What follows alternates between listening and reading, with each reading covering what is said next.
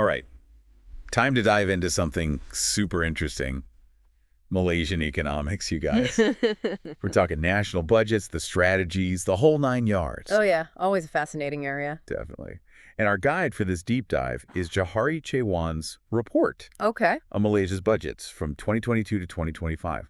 And what's really cool is his background. He's got a degree in political science Oh, wow. and philosophy from International Islamic University, Malaysia. I've always found that blend of disciplines, it really brings something insightful to economic analysis, Totally. understanding the motivations and all the implications behind these big policy decisions. It's like he's looking at the numbers, but then also like zooming out Yes. to see what they really mean for people in Malaysia. Speaking of zooming out, Yeah. one of the first things that struck me in this report was this shift in priorities for the budget. Oh, absolutely. So 2022, 2023, big focus on pandemic recovery, which makes sense, right? Of course, yeah. Global situation, everybody's dealing with it. Yeah. But then we hit 2024, 2025. And there's this noticeable change. It's like they're shifting from recovery mode to sustainability. Resilience, not just getting back on track, but making sure that the economy can handle whatever comes next. Weather the storm, so to speak. And that's where sustainable growth comes into play. But honestly, that term, it's everywhere. What's it actually mean in this context for Malaysia? Right. It can be a bit of a buzzword. Yeah. If you look at what Johari Chewan focuses on in the report, it seems like he's emphasizing growth that includes environmental impacts, social equity, using resources responsibly. So it's not just about how much the economy grows, but making sure it's good for the long run. Which brings us to Budget 2025. Okay. Johari Chewan points out 3 main focuses: making the economy stronger, improving people's well-being, Right. and public sector reform. 3 pretty big goals. Some might even say challenging. Right. And to reach these goals, they're talking targeted subsidies, sustainable development initiatives. It feels like a lot to balance. Absolutely. And the report kind of hints at this idea of fiscal responsibility throughout, basically making sure the government isn't spending more than it has. Living within its means, like the rest of us. Exactly. But then you've got this other pressing issue, cost of living. People are feeling it, and the government needs to help, which usually means spending money, not saving it.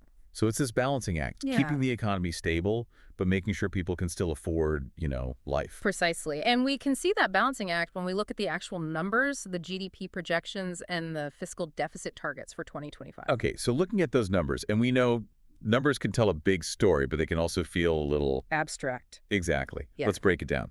2025 GDP growth, the projection is between 4.5% and 5.5%. Okay. Now, for those of us who don't speak economist, what does that range really tell us? Well, the simplest way to put it is that they expect the Malaysian economy to keep growing at a pretty good pace. But a good growth rate for Malaysia. Might be different from what's good for a country like Singapore or Thailand. It's all relative. Exactly. To know if those targets are ambitious, we need context. We need to compare them to past growth, regional trends, what's happening globally. That's how we figure out if these numbers are a big jump forward or just a small step in the right direction.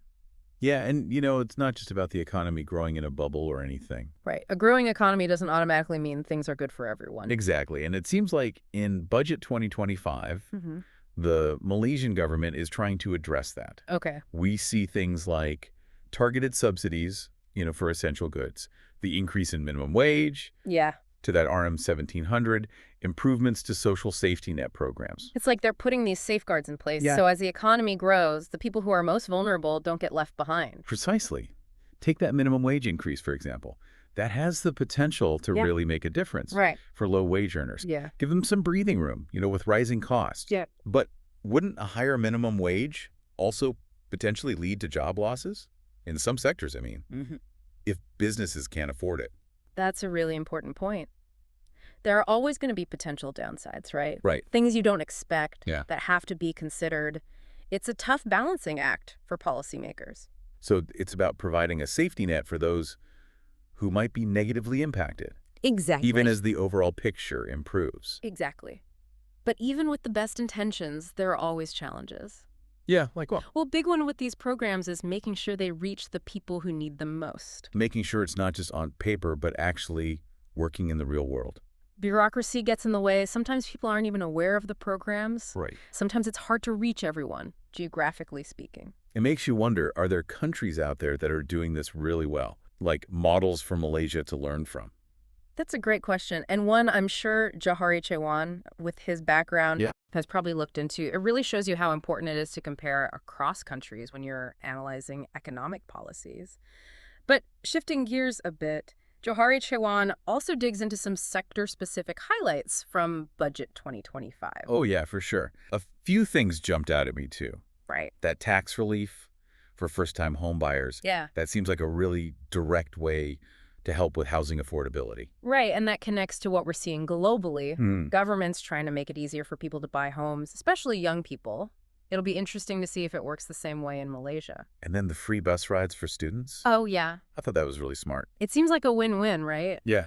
Education becomes more affordable, less transportation costs. Exactly. Plus, it encourages people to use public transportation, which is good for the environment. Less traffic, lower emissions, all good things.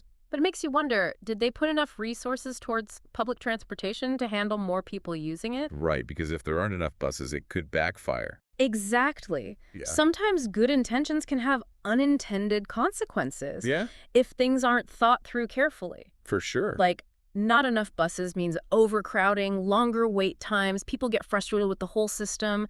It shows how important it is to think holistically, about the bigger picture and how everything connects. Like they say, right. You can't just build a better bus. Right. You need a better whole system. You got it. Right. And that takes planning, investment, constantly checking to see if it's working.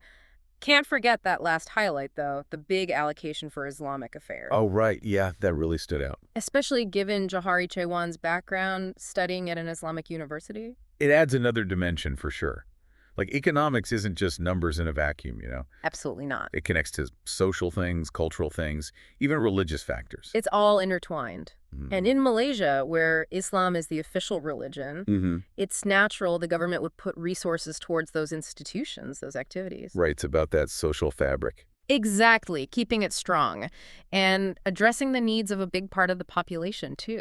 It's like you can't understand a country's budget without understanding the whole picture. The social side, the political landscape, it all matters. It's all connected. And that's what makes this deep dive so fascinating, honestly. It really is. It's not just the what of the budget, it's the why. Exactly. Yeah. And Johari Chewan gets us thinking about that why. He does. He doesn't just give us the facts and figures. Right. He makes us think about what they mean, the bigger picture. For sure. Like how complicated it is to try and solve these economic puzzles. Lots to chew on. So as we wrap up here, what's the one thing you really want our listeners to take away? I think the biggest takeaway is this. Malaysia is at a turning point. They're moving on from just recovering from the pandemic. Rebuilding, yeah. And focusing on the future, sustainability, fairness, making sure the economy is strong for the long haul. Making the right moves for what's next. Yeah. Can they pull it off? What can other countries learn from them? Only time will tell. But one thing's for sure. The decisions they make now, those are going to be huge for Malaysia's future. Well said. Something to think about as we sign off.